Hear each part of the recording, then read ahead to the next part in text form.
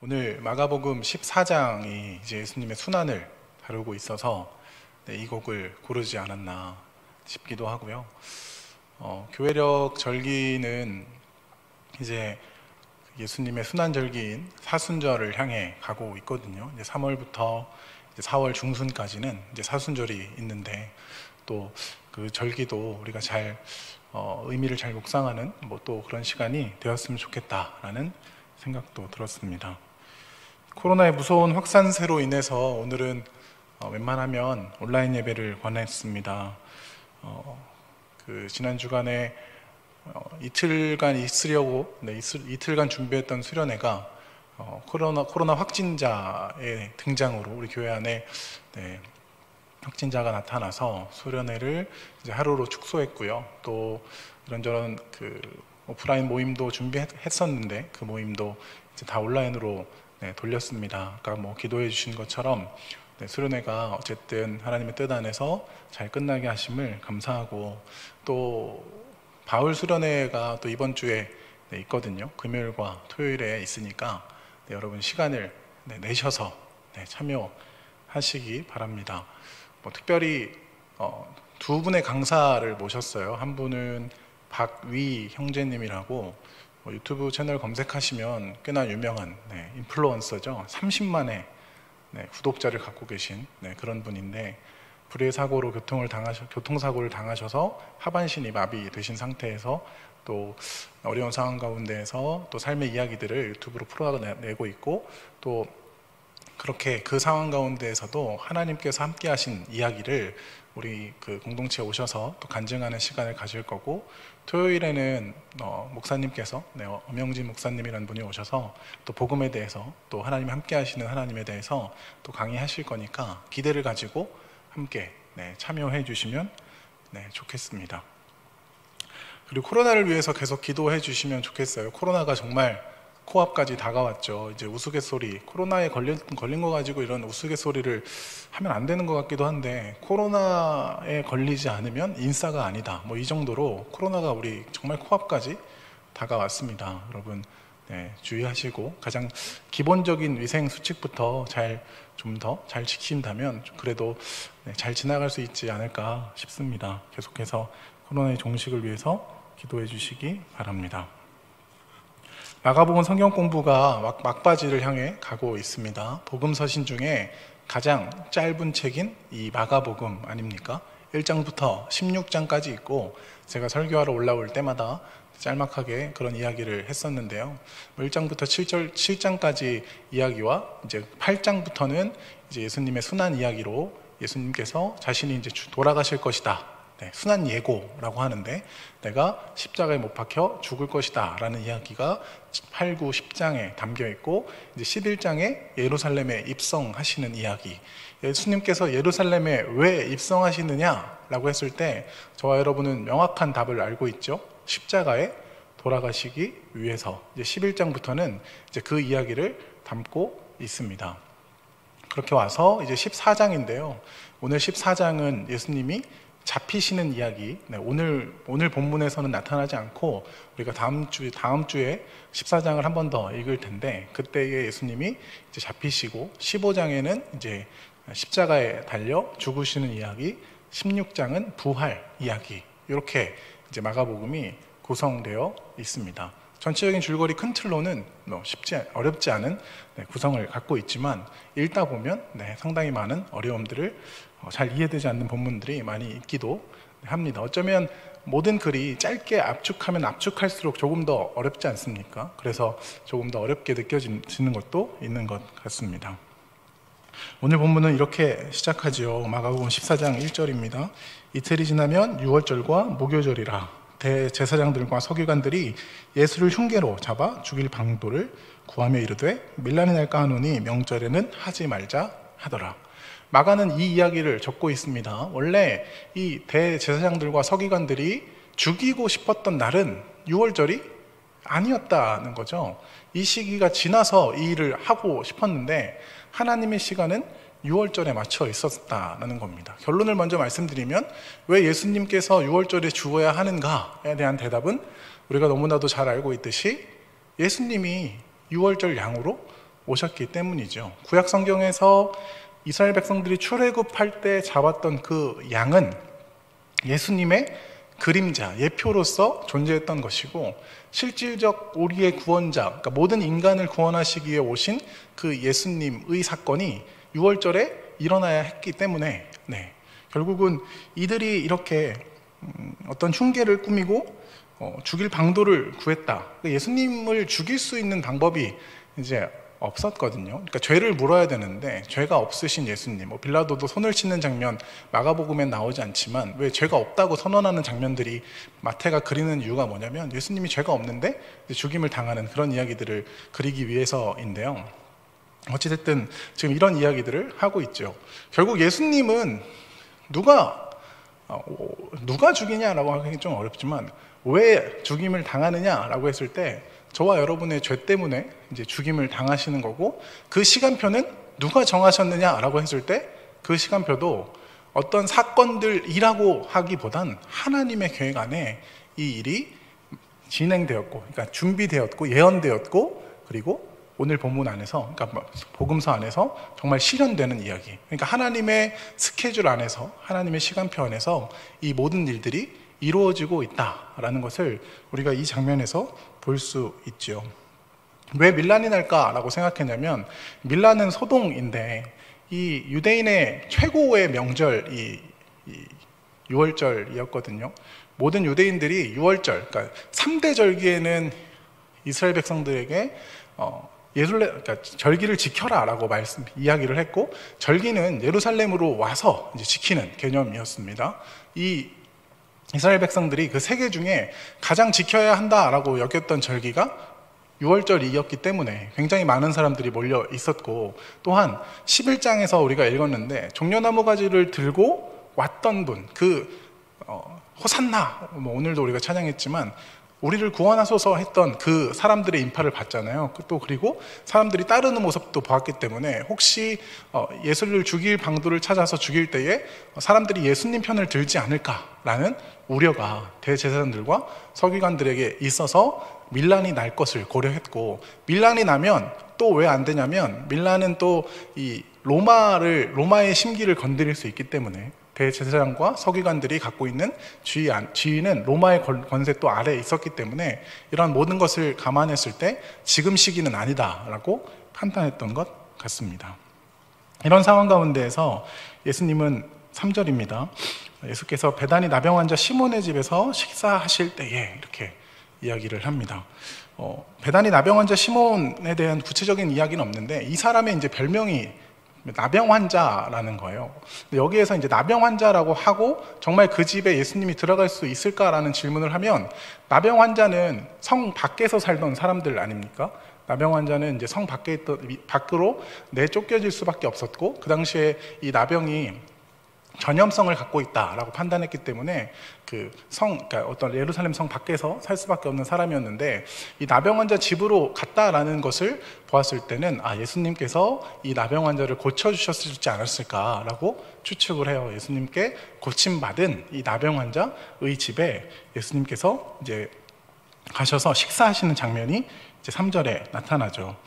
이 3절부터 나타나는 9절까지의 장면은 저와 여러분들이 많이 본 장면이기도 합니다. 식사하실 때에 한 여자가 매우 값진 향유, 곧 순전한 나드를 가지고 왔다라고 이야기를 합니다. 이 여인이 누구일까? 이 여인이 누구일까에 대해서 기록하고 있지 않은데요. 이 마가복음은 기록하고 있지 않고 그 요한복음에서 이제 기록하고 있는 것을 추측한다면, 이 사람이 누구일지를 이제 어떻게 추측하냐면, 누구로 추측하냐면 이 사람은 나사로와 마르다의 누이 마리아였다라고 추측합니다. 향유 옥합을 깨트린 마리아라고 이제 추측을 하는데, 이 마리아가 와서 순전한 나드 한 옥합을 깨트렸다라고 합니다. 순전한 나드는 뭐냐면, 나드는 식물 뿌리에서 짠 발향성의 기름, 그러니까 향이 굉장히 좋은 기름. 나드 한 옥합, 그러니까 옥합은 또 어떤 항아리인데 항아리를 만들어 그 기름을 가두어서 향이 날아가지 않게 했던 그런 굉장히 귀한, 그리고 여기 보면 가치가 얼마로 나오냐면 5절에 보면 이 향유를 300데나리온 이상에 팔아. 그러니까 최소 가치가 300일 동안 일한 노동자의 값이라는 이야기거든요. 뭐 하루에 뭐 10만 원이라고 치면 300일 곱하면 얼마입니까? 하여튼 그 정도. 한 3천만 원 맞아요? 한 그 정도 가치가 되는. 그러니까 지금 이 이상이라고 하니까 그게 최소한의 가치였는데, 또 이 가치도 이만큼 나가지만 이 나드 어떤 그 향유 옥합에 담긴 그 기름은 대대로 어머니에서 딸로, 딸에게서 딸로 이렇게 가보로 이어지는 굉장히 중요한 물건이었다고 합니다. 그런 물건을 지금 예수님께로 가져와서 지금 그 옥합을 깨트려서 예수님 머리에 붓고 있는 장면이 오늘 본문 3절에 나타나죠. 어떤 사람들이 말합니다. 이 4절에 보면 어떤 사람들이 화를 내요 라고 하는데, 평행 본문인 다른 복음서에서는 이들이 제자들이라고 구체적으로 이야기해요. 제자들이 이제 나타나서 화를 내면서 말합니다. 어찌하여 이 향유를 허비하느냐 라고 이야기를 하죠. 예수님은 6절에 보면 가만두라 라고 말씀합니다. 너희가 어찌하여 그를 괴롭게 하느냐? 그가 내게 좋은 일을 하였노라. 이렇게 이야기합니다. 그들은 가난한 자들에게 나눠주면 더 가치가 있지 않았느냐라고 제자들은 대답하는 것에 대하여 예수님은 그가 내게 좋은 일을 했다라고 말하고, 결과적으로 이 일은 어떤 일을 이제 보게 하냐면 8절입니다. 그는 힘을 다하여 내 몸에 향유를 부어 내 장례를 미리 준비하였느니라. 그러니까 이 나드를 깨트린 여인이 어떤 마음으로 이 일을 했는지에 대해서 그 여인의 마음과 생각과 말은 나오지 않는데, 예수님이 그 모습을 이렇게 보시는 거죠. 그 여인이 나의 장례를 준비했다. 그렇게 봐주시는 모습입니다. 그리고 이 일에 대해서 예수님이 이런 말씀을 합니다. 내가 진실로 너에게 이르노니 온 천하에서 어디서든지 복음이 전파되는 곳에는 이 여자가 행한 일도 말하여 그를 기억하리라 하시니라. 이 본문은 저와 여러분에게 이루어졌죠. 저와 여러분이 굉장히 많은 부분에서 이 이야기를 읽고 있으니까 말이죠. 여러분, 허비하는 것 한번 우선 좀 이렇게 나누고 갈까요? 왜 허비하는가? 여러분, 그 예수님께 대하여 무언가를 드리는 것, 어쩌면 세상 사람들이 보기에 여러분이 지금 이 자리에 여러분이 지금 컴퓨터 앞에 앉아 있을 수도 있는데, 지금 이 예배의 시간을 구별해서 이 앉아 있는 것 자체에도 누군가가 보기에 이것을 허비하느냐라고도 볼 수 있고, 또 우리 교회 안에서도 누군가는 조금 더 헌신이라는 이름이든, 아니면 우리가 시간을 드리든 물질을 드리든, 또 우리가 드릴 수 있는 게 뭐가 있습니까? 무엇을 드리든 하나님께 드리는 것에 대해서 누군가는 허비하느냐라고 이야기할 수 있는데, 여러분, 그것이 정말로 허비입니까? 라는 질문을 할 수 있죠. 여러분, 이 예배당에 와서 아니면 지금 있는 처소에서 여러분이 다른 것에 집중하지 않고 하나님의 말씀을 집중하는 것, 찬양하기를 집중하는 것, 하나님께 우리의 마음을 털어놓는 기도하기에 집중하는 것이 낭비하는 것이고 허비하는 것이라고 생각하십니까? 전혀 아니죠. 왜 그렇습니까?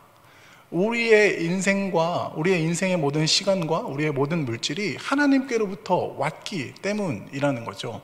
이것이 우리가 지난번에 제가 이야기했잖아요. 우리가 손에 쥔 것을 펴는 것이 우리가 신앙생활을 하는 목적이다라고 이런 이야기를 했는데, 저와 여러분에게 허락하신 그 모든 것을 다시 하나님께로 돌려드리는 것은 허비가 아니고 바르게 사용된 일이라는 것을 기억하셔야 합니다. 저와 여러분들이 공부를 하든, 저와 여러분들이 무엇을 하든, 저와 여러분들이 회사에서 일을 하든지 연구를 하든지 그 모든 것을 왜 하느냐라고 했을 때는 하나님을 위하여 한다라고 우리가 쉽게 결론 내릴 수 있잖아요. 그런데 일상생활에서 우리가 많은 부분에서 부딪히는 것에 있어서는 이건 왜 허비하고 있지라는 생각이 가끔 들 수 있는데, 저와 여러분이 그런 생각을 안 하고 하나님께 드리는 것이 당연한 것이다, 마땅한 것이다 라는 생각을 갖는 저와 여러분이 되었으면 좋겠습니다.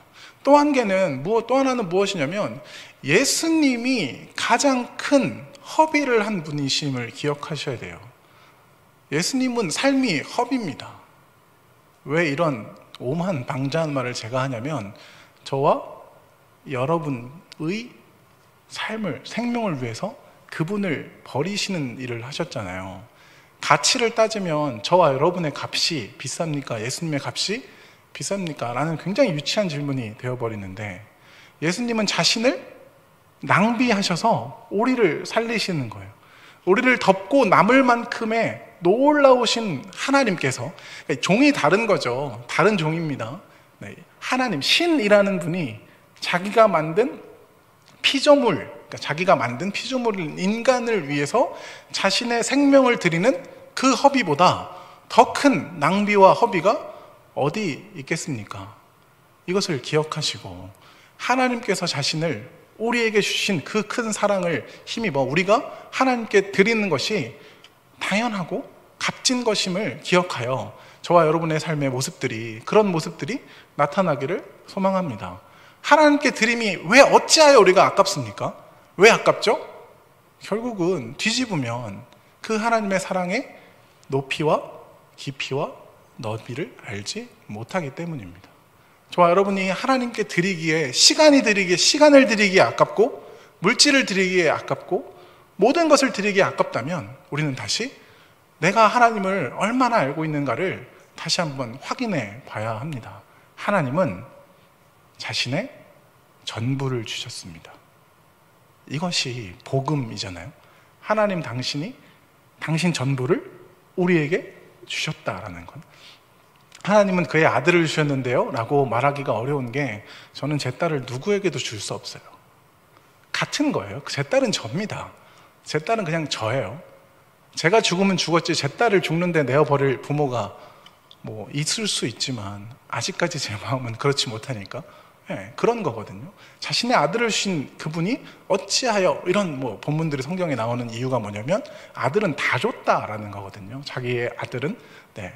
그러니까 거룩한 낭비, 거룩한 허비, 누가 봐도 낭비가 아닌 일을 하는 게 저와 여러분이 걸어가야 할 길이 아니라, 하나님을 향하여, 누군가는 낭비라고 이야기할지 모르고 어쩌면 교회 안에서도 너가 그 짓을 하는 건 낭비야 라고 이야기할지 모르지만, 우리는 하나님께서 우리에게 하신 그 일에 감격하여 하나님을 향하여 누구죠? 네, 이 마리아가 행했던 이 일을 해낼 수 있는 저와 여러분이 되었으면 좋겠습니다. 두 번째 에피소드는 이제 가룟 유다가 나와요. 가룟 유다가 나와서 예수님을 넘겨주려는 이 이야기를 합니다. 10절과 11절에 나오는데, 왜 마가가 1절과 2절에 그런 이야기를 하고 10절과 11절에 지금 같은 맥락의 이야기를 하는데, 그 중간에 이 마리아의 이야기, 향유옥각을 깨트린 이야기를 하는가라는 것을 한번 주석가들은 짚더라고요. 1절과 2절, 그리고 중간의 내용, 그리고 밑에 같은 내용. 그래서 이걸 샌드위치 구조라고 하거든요. 양쪽은 빵이고 안에 내용이다. 결국은 1, 2절과 11절 쪽으로 우리가 가야 하지 않고 이 중간에 있는 이 마리아의 모습으로 가야 하는 것이 우리의 모습이다라고 이야기를 하는 건데요. 계속해서 말씀을 나누자면, 이 가룟 유다가 예수님을 넘겨주려고 합니다. 이 중간에 보면 최후의 만찬 중간에도 18절부터 나와요. 먹을 때에 예수님이 이런 말씀하십니다. 너희 중에 한 사람 곧 나와 함께 먹는 자가 나를 팔리라 하신대. 이렇게 이제 이야기가 나오고, 이제 제자들이겠죠. 제자들이 이제 근심하여 하나씩 말합니다. 나는 아니지요. 뭐 이런 일을 하다가 그릇에 손을 넣는 자가 그다. 네, 이렇게 얘기하고, 21절에 보면 인자는 자기에 대하여 기록된 대로 가거니와, 인자는 예수님이겠죠. 예수를 파는 자는 그 사람에게는 화가 있으리로다. 그 사람은 차라리 나지 아니하였더라면 자기에게 좋을 뻔하였느니라 하시니라 라는 말씀이 있습니다. 이 해석하기 상당히 쉽지 않은 해석이에요. 왜냐하면 가룟 유다는 이 일을 위하여 태어난 사람입니까? 라는 것에 대한 질문에 대한 대답이 뭘까요? 가룟 유다는 왜 이렇게 태어났습니까? 그럼 가룟 유다 말고 성경에 좀 더 해석하기 쉬운 인물은 바로인데, 바로는 성경에서 바로는 그 일을 위하여 났다라고 이야기하거든요. 근데 가룟 유다도 그럼 정말 그 일을 위하여 난 겁니까? 그러면 예수님이 태어나지 않았으면 좋았겠다라는 말 자체가 성립이 안 되죠. 그 일을 위하여 났는데. 네, 그러니까 이 일을 어떻게 해석해야 하는지에 대해서는 쉽지 않지만 저와 여러분들이 읽어야 하는 것은 무엇이냐면, 이 본문을 통해서 읽어야 하는 것은 무엇이냐면, 누군가는 그 일을 위하여 났다에 포커스를 두는 것이 아니라 계속해서 회개를 권유하시는 하나님의 말씀으로 이 이야기를 들어야 할 필요가 있습니다. 가룟 유다가 앞에 있어요. 그렇죠? 근데 예수님은 그 앞에서 지금 이 이야기를 하시는 겁니다. 너 지금 어디를 보고 있냐? 라는 이야기를 하시는 거예요. 이 본문 안에 보면 우리가 찔림이 없으면 저는 아니지요? 뭐 이런 이야기를 할 필요가 없는데, 모든 제자들이 지금 뭔가 나야? 난가? 이런 그들 안에도 뭔가 요동치는 마음들이 있었다라는 장면을 읽을 수 있는 부분이 뭐냐면, 저는 아니지요? 라는 이 말 자체가 내가 아니면 말을 안 하면 되는데 저는 아니지요?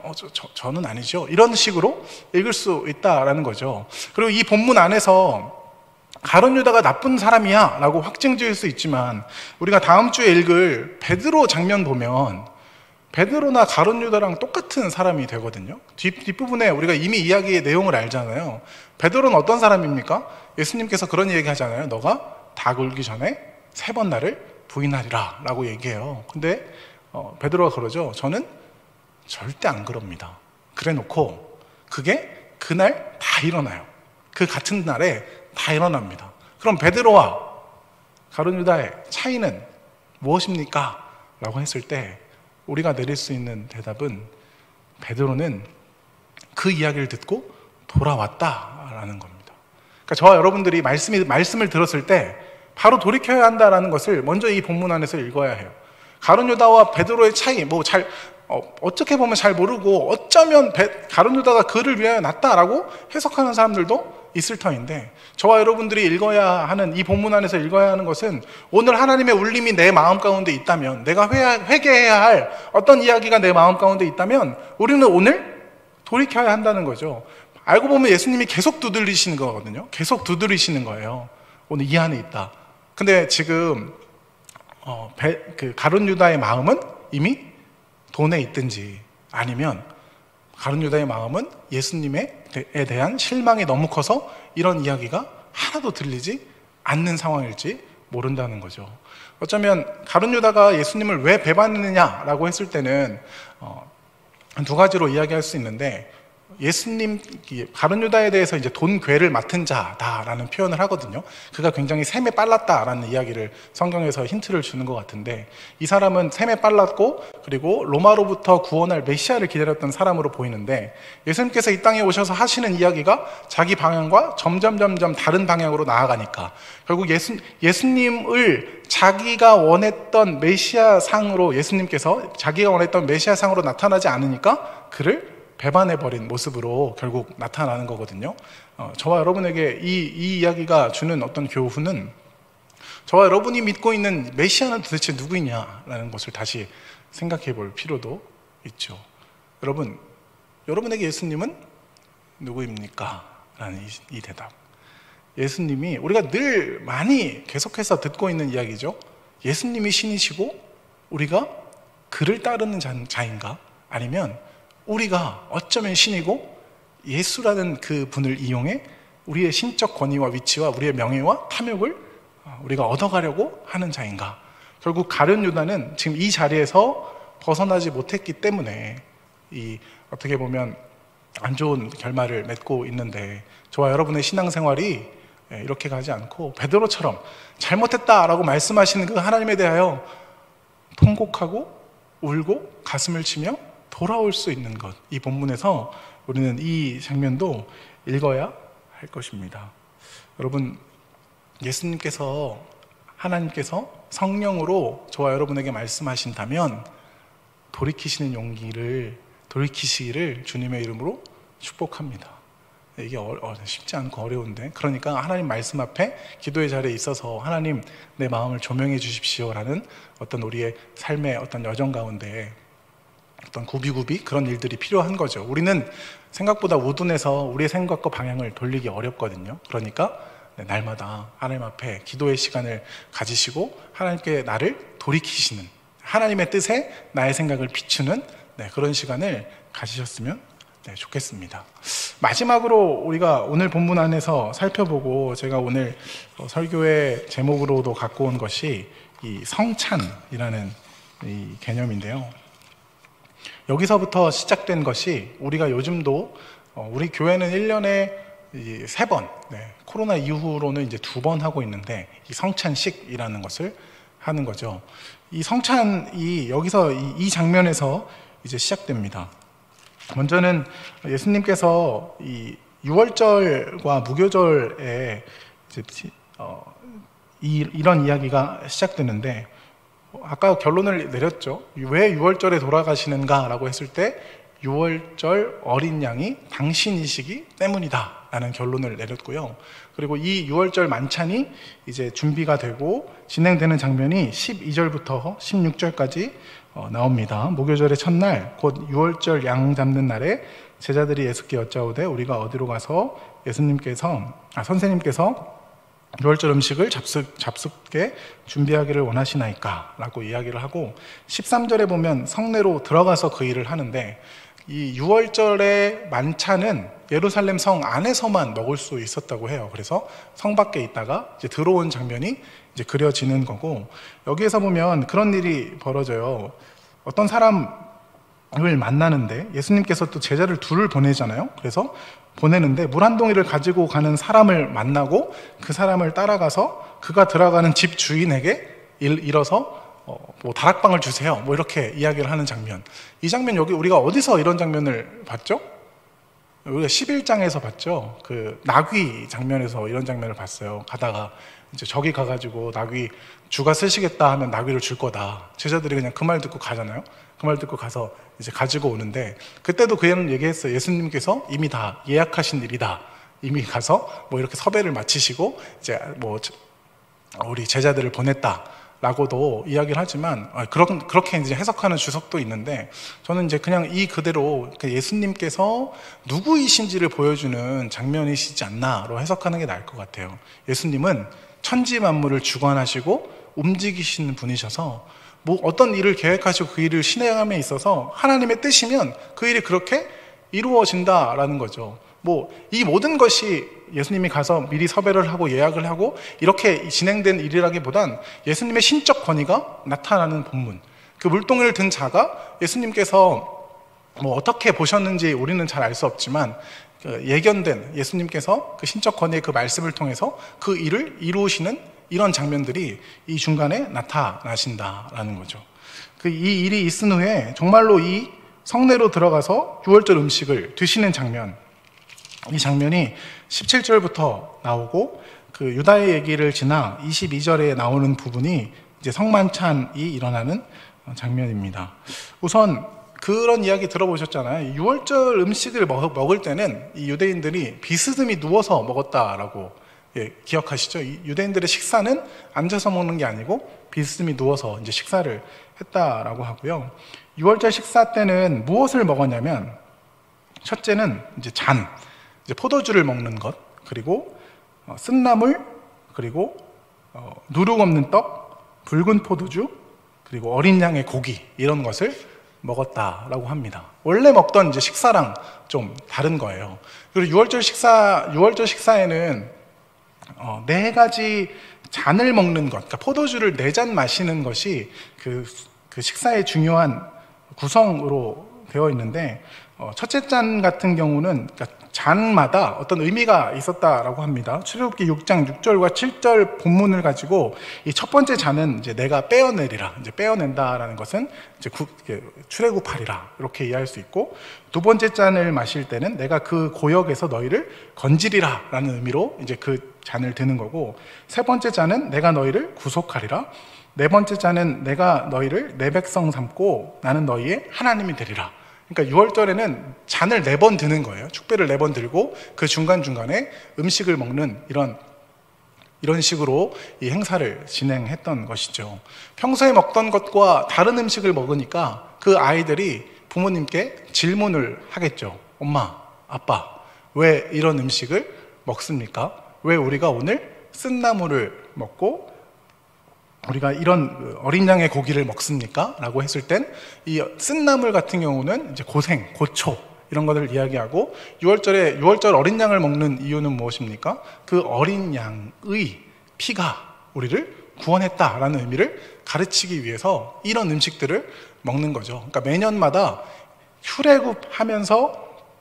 출애굽을 했던 그 장면을 기억하면서 하나님의 구원 역사를 다시 한번 확인하고, 또 구원 역사는 무엇을 말씀합니까? 앞으로 우리 가정을 하나님께서 이끄실 것에 대한 기대와 소망을 하면서 지금 이 6월절 의식을 가졌다라고 할 수 있습니다.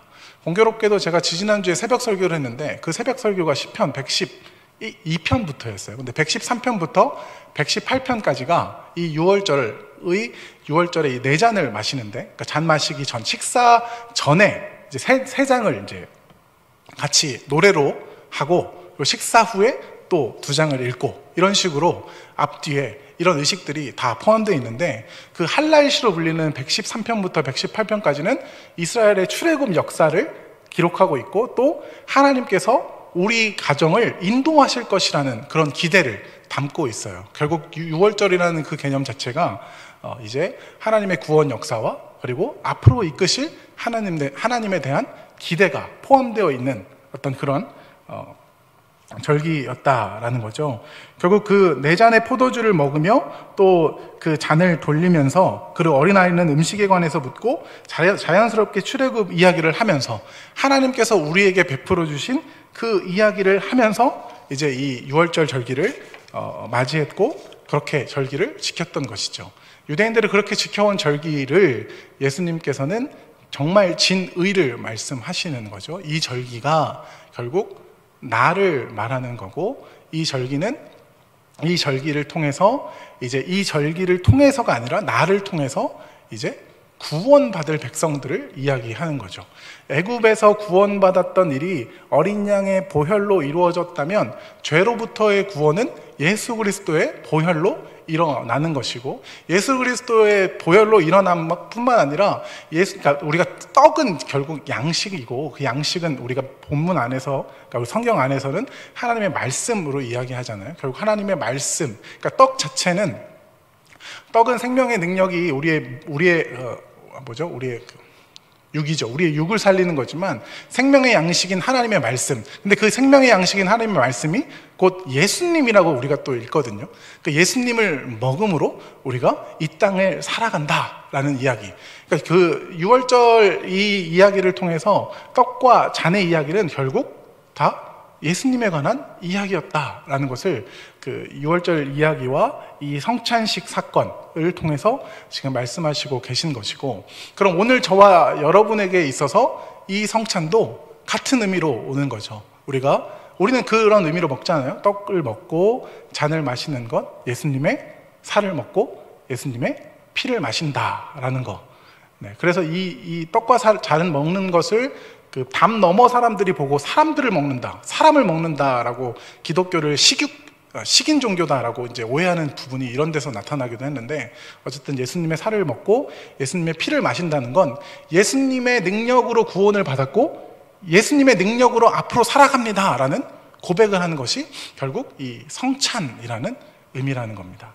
제가 이 성찬을 이야기하는 이유는 뭐냐면, 우리의 성찬식이 좀 더 풍성해지기 위함이에요. 하나님께서 우리를 구원하셨다라는 것이 그 성찬식 안에 들어가 있는 의미고, 떡과 잔을 받으며 하나님께서 우리를 인도하실 것이다라는 것이 이 성찬 안에 있다라는 것을 이해하고, 그 떡과 잔을 받으면 우리는 좀 더 풍성한 그 예식을 참여할 수 있지 않을까라는 생각이 드는 거죠. 여러분, 올해도 부활주일에, 그리고 언제죠? 추수감사주일에 올해 이제 그 두 번 성찬에 참여할 때에 하나님의 은혜에 정말 감격하여 그 일을 맛보시는, 그 예식을 경험하시는 저와 여러분이 되었으면 좋겠고, 자, 마지막으로, 약속의 시간이 됐으니까 마지막으로, 자, 성찬을 받는 우리, 그리고 저와 여러분은 이제 예수님께서 이제 너도 가서 그와 같이 하라라고 말씀하셨기 때문에, 담임 목사님이 성찬 집례하실 때 잘 들어보면 이런 말씀을 하세요. 우리가 이 떡과 잔을 이런 마음으로 받겠습니다. 예수님께서 이 땅 가운데 오셔서 생명을 다하여 피와 살을 우리에게 주신 것처럼 우리도 세상에 나가서 사람들에게 생명과 그리고 우리의 시간으로 그들을 섬기겠다는 의미로 이 잔을 받습니다. 뭐 이런 이야기를 하시는 것을 아무도 못 괜찮아요. 오늘 들었으니까 이제는 드릴 건데, 이 성찬 사건은 우리가 받고 끝나는 것이 아니라 성찬을 받은 저와 여러분은 이 성찬의 삶을 사는 것이 되어야 한다는 거죠. 성찬의 삶을 산다라는 것은 무엇입니까? 우리의 생명을 다해 우리가 속한 그 공동체를 살려내는 것. 성찬의 삶은 무엇입니까? 하나님께서 우리를 부르신 그 자리에서 예수님께서 정말 땀과 피와 눈물을 흘려 우리에게 헌신하신 것처럼 우리에게 주어주신 사람들을 그렇게 사랑함으로 살겠습니다 라는 그 고백. 우리가 살아가는 그 삶의 환경 가운데, 그 여정들 가운데 성찬의 삶이 저와 여러분에게 나타나기를 소망합니다. 저와 여러분이 사람들을 먹이는 자가 되는 거죠. 그냥 결국은 예수님이 우리를 먹이셨던 것처럼 우리의 생명과 우리의 모든 것을 가지고 사람들을 먹이는 저와 여러분이 되어야 할 것입니다. 마지막으로 한마디만 더 하자면, 자, 유월절이라는 개념 자체가 이제 금요일에 시작이 돼요. 금요일에 시작이 되고, 그 유월절에 붙어서 7일이라는 절기가 무교절로 붙어 있거든요. 그러니까 총 8일인데, 그 유월절을 우리가 금요일로, 이제 오늘 우리의 력으로는 금요일로 본다면 유월절이 있고 그 다음에 무교절이 있어요. 그리고 그 유월절과 무교절이 시작되면 그 무교절 사이에 어떤 절기가 있냐면 초실절이라는 절기가 있어요. 그 초실절이라는 절기가 저와 여러분이 오늘 경험하는 바로는 부활절이거든요. 유월절이 있고 무교절이라는 절기가 있고 그리고 초실절이 있는데, 저와 여러분의 오늘의 절기는 어디이냐? 그러니까 우리의 인생을 그 절기로 보았을 땐 우리의 오늘의 절기는 어디이냐라고 했을 때 무교병의 절기라고 이야기할 수 있습니다. 무교병을 먹는 의미가 뭐냐면 고난이에요. 고난. 그래서 유월절은 우리가 구원받았고 초실절은 우리가 부활한다라고 이해할 때 우리가 그 사이를 살고 있잖아요. 오늘은 저와 여러분이 무교절의 절기로서 그 절기를 산다는 게 아니라 의미적으로 해석하는 겁니다. 오늘의 저와 여러분이 고난일 수밖에 없는 이유가 부활을 앞두기 때문에, 그리고 또 우리가 성화를 거쳐서 그 부활로 나아가야 하기 때문에 이렇게 이중적으로 해석할 수 있거든요. 오늘 저와 여러분이 삶이 너무나 힘들고 어려워도 괜찮습니다. 그 고난의 떡, 그런데 그 고난의 떡이 오늘 예수님이 우리에게 주신 그 떡과 이게 어려운 건데 해석을 두 가지로 하는 거예요. 고난의 떡인데 그 고난 가운데 예수님이 그 떡으로 존재하시는 겁니다. 그럼 예수님이 고난입니까? 아니죠. 그 고난 가운데 있는 우리와 함께 하시는 분이다라는 거. 이제 이렇게 해석하는 거거든요. 네, 끝내야 되는데 갑자기 더 어려워진 것 같은데, 여러분, 저와 여러분의 삶은 그 부르심을 받아 부활에 이르기 전 그 단계에 있습니다. 삶이 어렵고 외롭고 힘들더라도 생명의 떡 대신 예수님이 우리와 함께 하시니 그분을 믿고 승리하여 하나님께 영광 돌리는 저와 여러분의 하루하루의 삶이 되었으면 참 좋겠습니다.